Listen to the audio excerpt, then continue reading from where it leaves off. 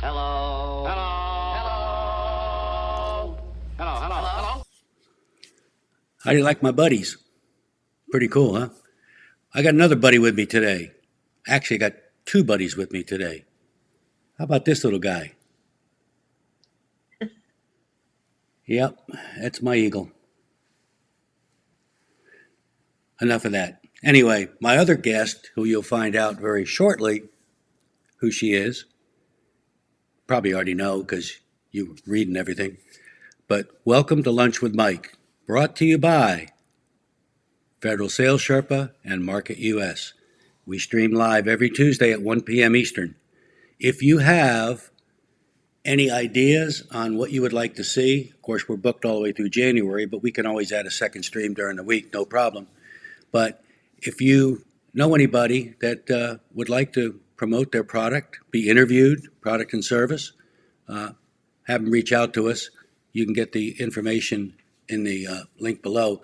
But every Tuesday, we have gathered all of the, what I consider and other people consider to be experts in the government sales and marketing and contracts arena. So let's get moving and see what today's agenda leaves. We're going to have our guest interview. Everybody already knows who it is. And we'll move on from there. We'll have that mystery guest do their presentation. We'll come back with some questions and answers. We got a few tricks for you today. So first of all, this stream is brought to you by Benefits USA. We are nearing the end of open season for switching your health care, and it's about time you give the folks at Benefits USA a call. All the information is right there on the screen. Tell them we sent you. They'll be happy. We'll be happy because they'll keep sponsoring. And if you don't have a benefits package now, you need to get one. It's going to save you money. It's going to save you time, especially time and money. But most importantly, your well-respected employees are going to be extremely happy. So, sounds to me like a hat trick. All three happy people. Now, without further ado, look who came in today again. Hello. Hi, Mike. How are you doing today? I'm confused. I'm still trying to figure out what the heck disrupt means. You're going to tell us, aren't you? Yes, it's one of those words that used a lot in the marketplace, but we're going to probably be talking about 3 or 4 definitions today of what we mean by disrupt. So why don't we just get started? We've got a lot to cover today. That's iced tea, by the way, if anybody's interested or cares. I brought my water, so I'm very well hydrated for today. What, no bananas today? No bananas today because we're going to get a little more serious than silly. We don't want to be serious. Tell me if you want to be serious in the comments. Here we go. All right, good. So I want to talk a little bit about the purpose of why we want to talk about disrupting the incumbent, and why we want to talk a little bit about why it's time to change the way things are happening. For example, a majority of the contracts that are out there tend to go back and back and back to the safe bet incumbent contractors, the people that have done the work before. They have the past performance. They have the easy ways to get to them with contract vehicles. They might be a small business that's been growing for a while, but still small, so they can do small business set-asides to get to them. But most importantly, it's not risky to choose someone they already know, trust, and love is doing a pretty good job. Maybe not a fantastic job, but they're doing the job that they're expected to do. And they have the ear of the federal customer every single day. So that's why we call today's program Disrupt, next slide, the incumbent. We want to change things up a little bit. So the first thing we need to do, next slide, is to start thinking about who the heck is the incumbent? One of the things I found when I was first selling to the federal government, it was early on in 2001, just after 9/11. TSA was starting their offices. And I was selling temporary office furniture, and they were already setting up their 400 plus locations. And I was visiting each location and finding out from each location that somebody in DC was making the decision about what furniture they were getting. So finally, after visiting enough of the TSA offices at the airport level, I finally asked someone, who is Mr. or Ms. DC that you keep saying DC is telling us to use the incumbent? So finally, someone slipped a name at me. So I went to go see that person, and they actually gave me an appointment. Actually, it was a lobby appointment. They didn't even take me up to their offices. And when we sat down and talked a little bit about why they were using the incumbent, a challenge came up, something that the incumbent wasn't doing. And when I told her we actually did those things that she wanted the incumbent to do, but it was too late at this point. She'd already picked the incumbent. Then all this intelligence poured out of her. She told me that the program manager for the incumbent was sharing an office with her upstairs. So I want you to look at this picture, because the first thing you need to realize when going after federal opportunities is many times the incumbent is sitting right there in the office with the program or project manager, and probably was in that program or project manager's job before they started working for the incumbent contractor. So I always call it the person with the white collar behind, that's a little bit older, maybe in their 40s or 50s, that used to be in that job before. So we need to find out who is already the incumbent doing the same kind of work we do on site. Next slide, please. So, how do we do that? We've got to do our homework. So, there are certain questions we need to start asking ourselves, and we need to start exploring. Who is the company that they're already turning to that is solving their problems, the same kind of problems we might solve? Are they using a certain type of contract vehicle, like a GSA schedule or a current indefinite delivery, indefinite quantity contract that might not come to an end for 4 or 5 years? Are they using a blanket purchase agreement or a blanket order agreement or a basic order agreement? Are they just placing orders with them, open market, or using the simplified acquisition process? Next slide. You have to keep doing more homework. What I like to do is find out who their people are. Who are their salespeople? Their program managers, their project managers, their technical, their on-site team members. Who are these? Who are their small business officers and their contract managers? Who owns the company? Do your homework to find out who's who at that company. Next slide, please. Then check out the news. Do some Google searches. Check out GovExec, Federal Computer News, NextGov, Defense One, Route 50, Federal Computer Week, and any other trade publication that you've been reading that might be tied to federal business. See what the feds are writing about the projects they're doing. See what they think of them. And then figure out, are they a small business? Do they have set asides? Like, are they 8A? Well, if they're 8A, when is their exit date? Is it going to be in the next couple of years? Is it going to be 5 years? Because they can only be on 8A for 8, 9 years. So if they've been 8A for a while and growing and growing and growing, the work that they're doing under the 8A contract, if they have to recompete it after they've graduated from the 8A, they can't compete for that anymore. So are they a hub zone or a small business or a service disabled vet or a veteran-owned business? Are they a tribal company, Native Alaskan, American, Native Hawaiian company? Do they have joint ventures with some of these small businesses? That's a real surprise when you approach a large business and you realize that they've created joint ventures with some of these small businesses. So, who are their teaming partners? We've got to do our homework to find out who's tied to who, and who are all these people behind this company name, this mysterious incumbent company name. Next slide, please. So we need to also then find out who the incumbent's customers are. Not just the contracting officers, but the program and project managers there that are on site. So for example, if you were selling in construction or facilities, you'd be talking to the facility manager, right? If you were in roofing, you would be talking to the person that's managing all the rooftops for that particular agency. And then sit down with them and say, hey, listen, I'm not trying to sell to you right now. I'm new to the federal market and I'm new to your agency. And I understand you're working with XYZ company. Can you tell me a little bit about what they're doing right? I want to learn what is a good federal contractor. And what'll happen is kind of magical.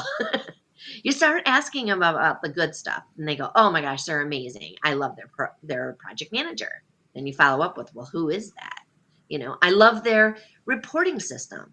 Well, what reporting system are they using? I like their safety record. What are the safety protocols that they're following? Find out what the customer loves about them. Take copious notes because you're going to want to emulate those things, if not better them. Okay. But what's going to happen is they're going to run out of good things to say. And they're going to get but this one thing bugs me.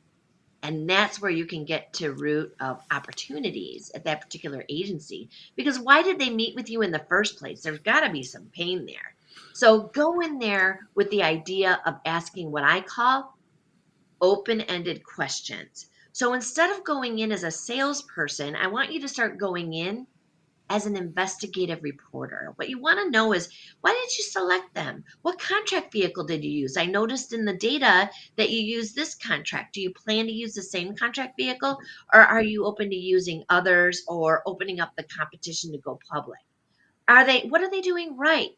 If there was one thing that they could fix, what would it be? You know, what do you see as an opportunity of improvement on their end? And then the idea here is, are you going to plan to do the same kind of process with the same incumbent? Or are you thinking about changing it up a little bit and spreading the love to other people? So I go in there asking questions. And then the next thing you're going to do is you're going to start researching their people. You're going to go to LinkedIn. You're going to look at their backgrounds, their education, their experience, the work they've done in the past. You're going to connect with them on LinkedIn. And next slide, please. And you're going to try to bump into them, your competitors' employees, at events, or maybe reach out to them on LinkedIn. See if they're starting to sniff around looking for a new job. Because if they're not happy at the incumbents, you might be able to book an interview with them with the idea that you could potentially hire them. And if the client loves that person, now that employee could be on your team. But I also want you to think about this. This is where it gets a little sneaky, Mike, and people get a little bit uncomfortable. But the incumbents and the primes are doing this tactic all the time. They're interviewing program and project managers that work for the incumbent. They're getting copies of their resumes and what's on their resumes, the project they worked on, how they won it, what they overachieved, what they did right on their resumes. And then you interview them and you start to find out, well, tell me the story about that particular client. How did you win the deal? How did you keep them? Who are you working with over there? And you know what happens in a job interview? The person goes blah, blah, blah, blah, blah, blah, blah. And I know that sounds unfair because you might not hire that person, but you got yourself some pretty good intel. So I want you to have that for a minute. I know it sounds sneaky, but it happens all the time. I don't know if you've noticed, but sometimes incumbents change and a new contractor comes in, but they've hired all the employees on site. In fact, I have an example. One of my clients recently was on site on a project as a subcontractor with the incumbent, and the incumbent lost the deal. So their entire team was about to get canned. This person got so brave, they called the new winner He called the CEO and said, "Hey, I'm the project manager on site for the other guy. Why would you go and change an entire team when you can hire me and keep my team on place?" And that's exactly what happened. So he saved his own job and his whole team's jobs by talking to the new company coming in. Why would you hire new people? The client's happy with me. Next slide. So people are people. Now, you also need to start doing your homework about what their rates look like. Now, there's a couple places you could go. You could go to GSA eLibrary. You could type in the incumbent's name and you can click on their GSA schedule. And when you get to that page, there's a little tiny icon that looks like a Word document. And you're going to download that icon because in there are their labor categories, their labor descriptions, and their pricing. Another place you could go if you were going up against the incumbent for products is you could go into GSA Advantage and look up certain products and see what they're listed for. Now, I want to tell you that these rates that these companies have negotiated on GSA schedule, these are ceiling rates. They can offer discounts to the federal government without affecting those ceiling rates. So don't be shocked if they don't quote, if you look at a rate and you say, oh my gosh, $250 an hour for that person, I'm going to go in and bid $200 an hour and beat them. And then they come in at $150. Well, because they were an incumbent, they knew where the rates needed to land. So always remember when you're looking at this pricing, these are ceiling rates that you're looking at.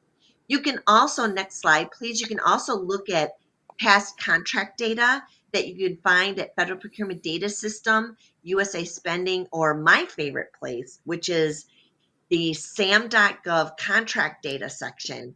It's a very specialized section of SAM.gov. You have to learn how to build your own ad hoc report, but you can pull company information by their unique entity identification code or their legal business name, and you can pull their contracts and all the facts about them, how many bids they got, how the contract was competed last time, what the description of requirement, what they paid, how much business, and how many tasks they ran on that contract. So you can really find some good intelligence. And I know a lot of people like to use software systems like GovWin and Easy GovOps and Federal Compass and GovBids and others. They like to use the companies that aggregate these data into reports for you. But I like to go directly to the source, sam.gov, contract data ad hoc. If you're looking for some training on that, we can talk offline, but you can also even ask the customer. Now, I want to tell a quick story here very quickly. I was told, this was in my furniture days, I was told that one of the agencies was renting a lot of furniture. And they said, go talk to this particular head of the furniture decision-making team. So it was the project manager. And I went in to see him. And he was sitting at his desk. And he had his feet up on his desk with an award on his desk. And the first, what could you do but walk in and say, hi, nice to meet you. Nice award, And he said, you like it? I won it from GSA. And I said, well, who nominated you for that award? And he named my competitor's name. And I'm thinking, oh God, I have no prayer here. This guy's getting awards from my competition. But I sat down across from him and we had a good laugh. And I just said, hey, listen, why don't you just tell me, since they're doing such a good job for you, and obviously if you get awards for working with them, they're taking care of you, you're taking care of them. What are they doing right for you? And he said to me, Eileen, they created a book for me with all my different configurations of office furniture for each and every type of employee I have. And then they created this book and then they did the drawing for it and they gave me a monthly rate for each and every one of those types of workstations. And I said, that's brilliant. I bet that makes your job a little bit easier because now you can just open up the book. You know what your price is. You call the incumbent contractor and you say, I'd like a workstation for a level C contracting officer. He said, exactly right. And then this pregnant pause happened. And I said, can I see it? And he pulled it off the shelf and he handed it to me and he said, I thought you'd never ask. So I opened up the book and I'm flipping through it, looking at my competitors' configurations and the pricing. And I said, I could create a book like this for you. And we're a small business veteran-owned. Can I take it with me? And he said, I thought you'd never ask. And within 2 weeks, he had an exact book that they had, but with our information and our pricing, a couple bucks less per workstation, of course. And he allowed me to deliver that book, that price book, to every single location across the country. So I'm just saying that it doesn't hurt to ask the customer, what are they doing right? How are they doing right? What does it look like? Can you show me an example? And they might just hand it over to you, giving you a shot at least creating a price book or building background on that. So next slide, please. So I want you to think about, ask them directly. They might give it to you. So, now this is an interesting thought. Now, sometimes people think, okay, I'm trying to unseat the large prime. Well, maybe not. You might need to go in and talk to the current incumbent and consider being a subcontractor. And what that means is you first have to find out who their subcontractors are.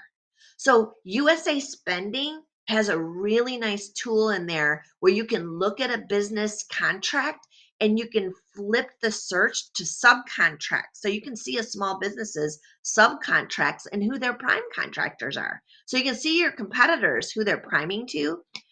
You can also try to figure out, who their teaming partners are, who their JVs are, who their subcontractors are, and who maybe they're subbing to. Even the large businesses are subbing to each other. Next slide, please. We call it the incumbent. So are their teaming partners mentioning them at LinkedIn or at their websites? Are there press release announcements? Hey, we're working together. We're a JV. Do you know these people? Are you connected with them? How can you get in on this opportunity as a subcontractor, being an incumbent? Next slide, please. So the next thing I want you to start thinking about is, now that you've done all this homework, you've interviewed their team, you've interviewed the customer, you see what their pricing is, you found out what contracts that not only are they doing at an agency you're interested in doing business with, but at other agencies that they're at, you need to start thinking about, what are the areas that we need to not only match their quality of products and services and people and offering and processes? What do we need to emulate? And what do we need to overachieve and beat them? So we know what they might be doing right. What can we do better, possibly? What are the backgrounds of their people? Do we have the same quality people on our team, or do we need to hire those people away? What are the manufacturers they're using? Maybe the customer is really wants a certain name brand product, and your competitor is the only one who carries that name brand. They might be the manufacturer, so you're out, right? But if they're a reseller, maybe you can talk to the manufacturer and add that item on, or find someone who does equivalent. But you're gonna have to really sell that equivalent to being as good as the name brand. So create a list of the items and the people and the things that they're doing that you need to emulate now or overachieve. Next slide, please.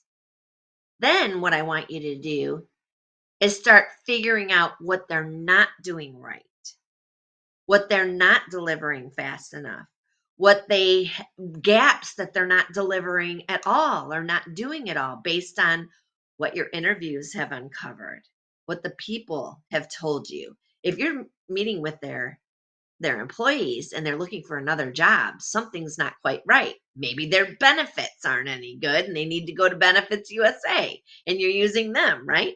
So there could be all kinds of things that are making the employees unhappy, and we can offer something better. Let me give you a quick example. So I was working with a roofing company that had 48 locations nationwide. They offered solar roofing, green roofing, light pipes. They offered white roofing, snow removal, maintenance, design. Okay, so they offered a lot of things on, for example, GSA schedule. So what we did is we downloaded the terms and conditions of every other competitor. Then what we did is we created a grid of services, and we went across every single contractor's services, and we listed the services across the top, the names of the contractors down the side, and we put X's in on the services that they provided. And then, of course, now our company was low on the totem pole in terms of where we landed. We landed in the T's. We put the list in alphabetical order. We landed in the T's, but we were the only company where the X's filled every single box. Okay. And then what we did with this document, this grid, is we said to our clients, hey, we already did a market analysis of who offers what on GSA schedule. And I can just send you this Word document that just shows you everybody listed on GSA and all their capabilities. And you can have that for your file for your market research. And they were like, that's awesome. And of course, in ours, XXXX, we did everything.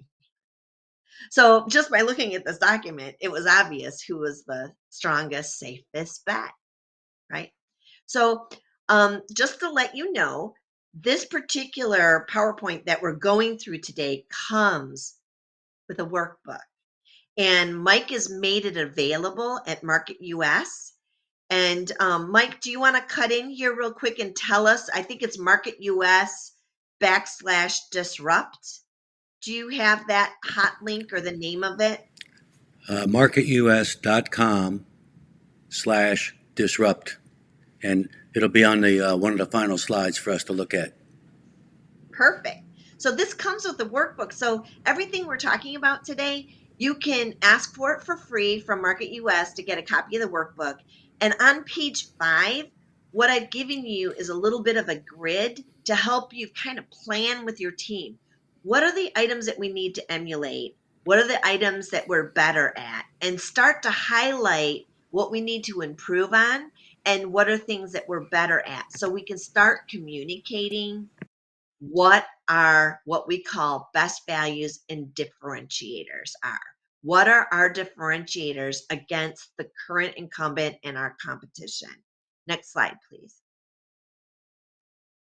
So let's think about it. We're going to start disrupting people a little bit. We need to talk to the customer and start to hypnotize them about our differentiators, the things that would make us unique. So we need to update our capability statement and add that best value. What I mean by best value, for example, they need to be justifiable, provable, and quantifiable. So you need to you can't say we have integrity. That's not a best value, because the federal government has an integrity and they expect you to have integrity. If you say we have quality, everybody says that. You need to create differentiators that are quantifiable and provable. So for example, when I was at the roofing company, our what they call EMR rating, which is a rating that insurance companies give construction companies for their safety rating. So most government construction projects, the EMR rating needs to be 1.0 or below. I guess it's based on the number of incidences of accidents, right?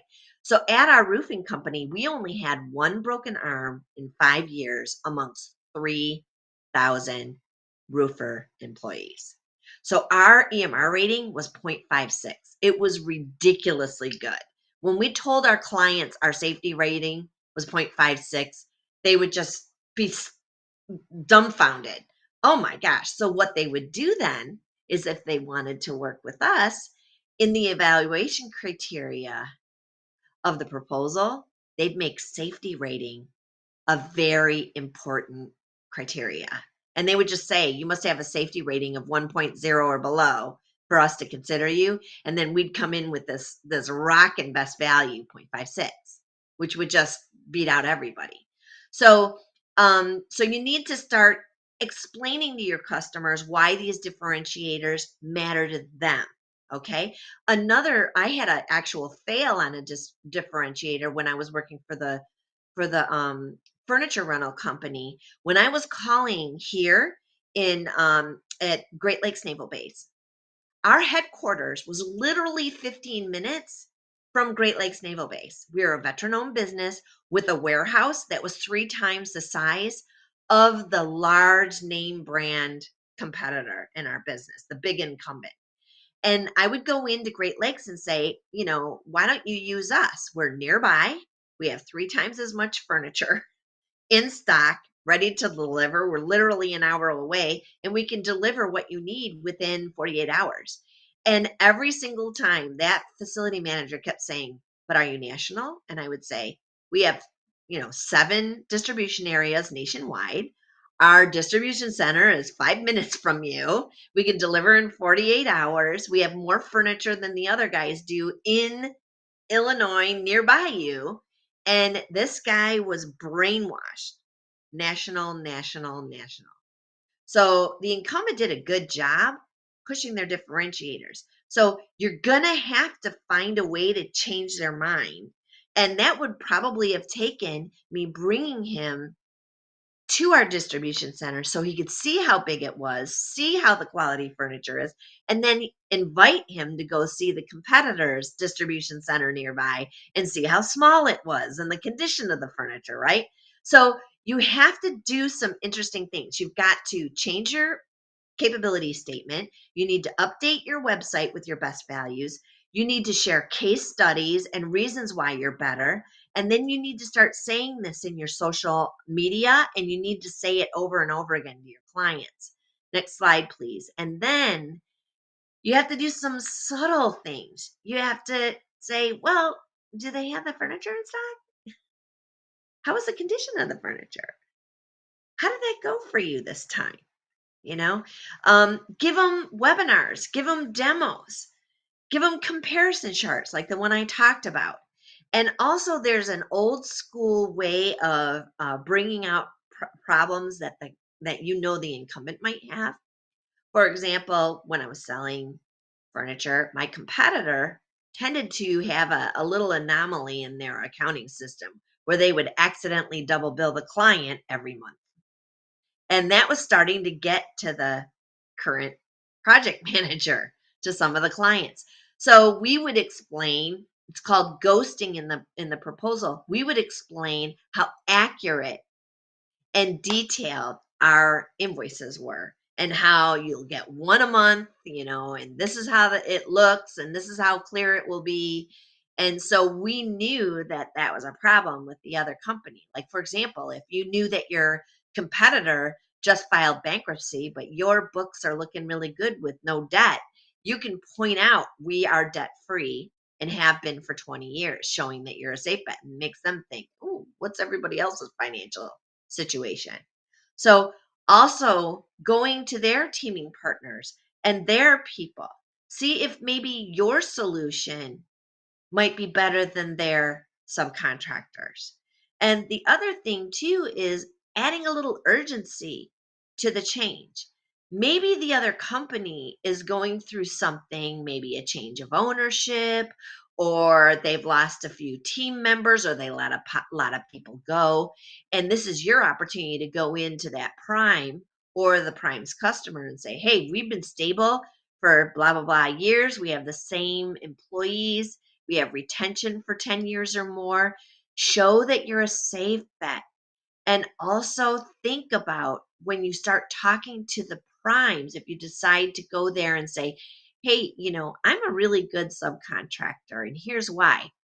I'm talking to the customers and the government, and I'm also willing to bring you business if you work with me. So instead of going there and asking for a handout, you're going to go in there sharing intel from your client interviews and how you can help them improve. and how you might have uncovered something, and maybe we need to run it on their contract vehicle. So show them that you're active with the client knows who you are, and that you have something to bring to the table. You're not just sitting there asking for a handout as a sub. Next slide, please. So the big question when there's a prime incumbent is, should we stay or should we go? What do you think, Mike? Should we stay or should we go? Isn't there a song? Should I stay or should I go? Mike, what do you think? I think it was, and I have a feeling Mike might want to have you share who you think wrote that song. I'm thinking it's either The Clash or it might be not the Romantics. They didn't do it. The Ramones? What do you think? Put it in the comments. But the big question here is, when we're looking at an incumbent sitting there, is their contract going to be another 5 years before they're going to compete it again? You're not going to have a prayer. So does it make sense to either walk away from that agency and go to a different one to see where there are other opportunities, or go meet with that incumbent and see if you can fill some gaps? But again, not asking for business, you've uncovered that there's gaps at the agency level, and you can share that intel with them and share that with them how you can help. Maybe even the customer on the inside will tell that incumbent, hey, I want you to work with XYZ company, that's you, to fill in this gap. Can you let them use your contract vehicle? And they're going to be like, oh my gosh, business that just came out of the blue. They love that. Next slide, please.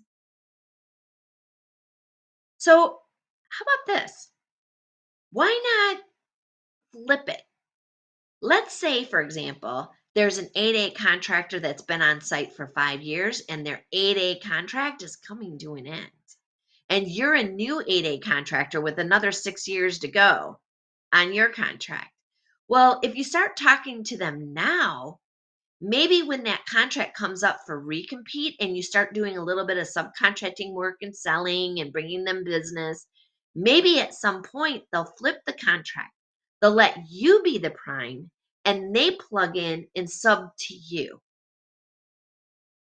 The idea here is disrupting the subcontractors that are working with them.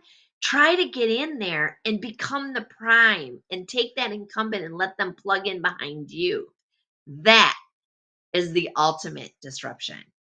Getting in the front side and letting that incumbent team with you, especially if the customer decides, I don't want this for a large business anymore. I want to make this a small business a subcontract, small business set aside. And then that would leave the incumbent contractor. Oh no. So they're either going to get 49% of the work or none of it. So they need someone like you, possibly a small business that meets those small business subcontracting goals. They're going to put you in front of them and let you be the prime. And that is an ultimate disruption. And so the idea here now is, once you're done working through one company, you move on to the next potential incumbent and the next incumbent and the next.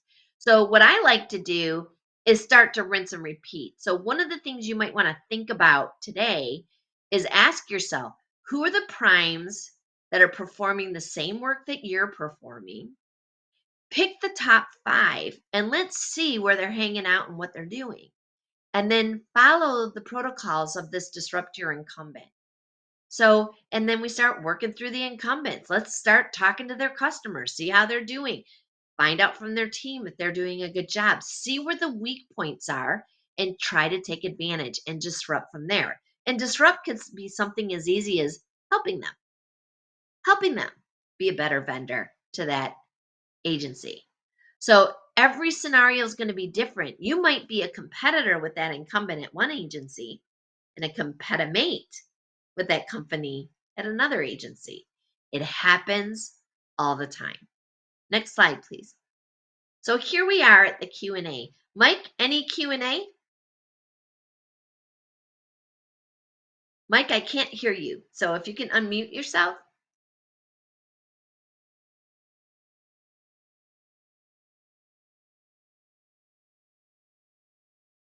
Mike, I still can't hear you. So we'll just go on to the next slide.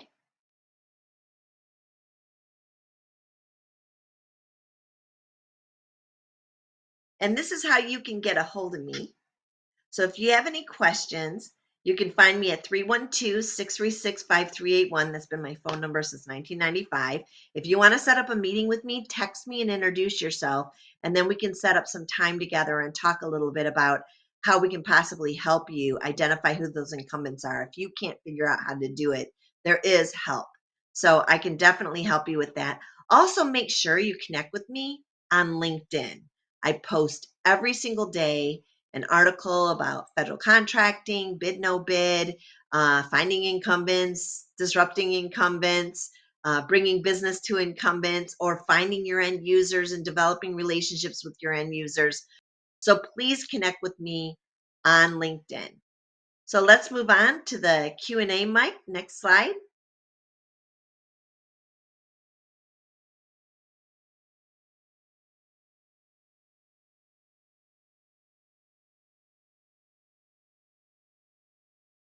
Mike, are you there? We still can't hear you.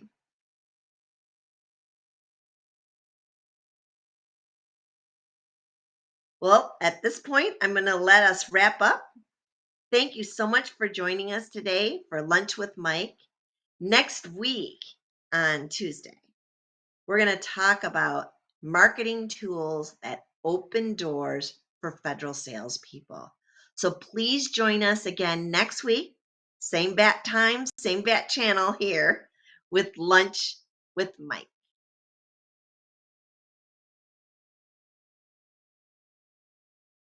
Thank you very much for joining us today.